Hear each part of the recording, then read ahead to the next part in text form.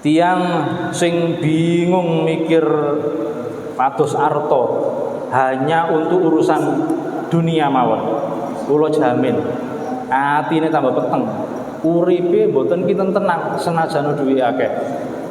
Pokoknya ini susah hidupnya, fokus hidupnya itu hanya untuk pados arto, untuk kepentingan dunia.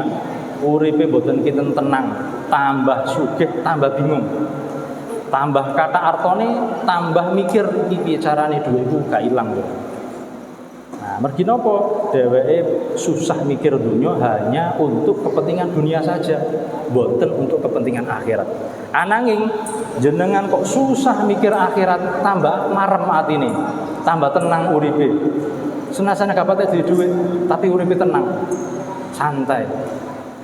Nah, mergi sing jadi fokus pemikirannya adalah urusan akhirat. Termasuk urusan akhirat nggih jenengan nderek ngurip-ngurip kegiatan kados ngeten niki. Nggih, kegiatan kados niki Bapak Ibu nggih, majelis taklim kados ngeten niki.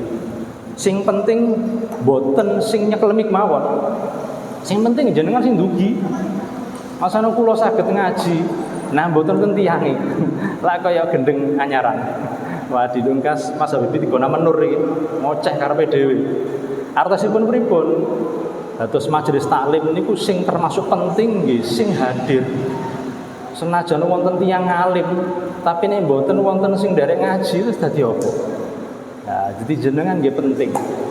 Sama halnya sering kula sanjang teng jenengan. Kula ngaji niki mboten ikhlas. Kula ngaji niki kepin oleh ganjaran. Kula kirim ganjaran teng bapak kula, teng mbah-mbah kula. Ya, entu mboten ikhlas. Tiang sing ikhlas ini kan tiang sing mboten mikir ganjaran. Wis pokoke niki dikon Allah dilakoni pun ngoten mawon. Kula jujur mawon, kula ngaji mboten ikhlas, kula kepengin oleh ganjaran. Nah, terus teng kitab Ihya, tiang sing ngamal soleh kepengin ganjaran niku mboten ikhlas. Berarti mboten krana Allah sik kepengin oleh bayaran. Kasare ngoten,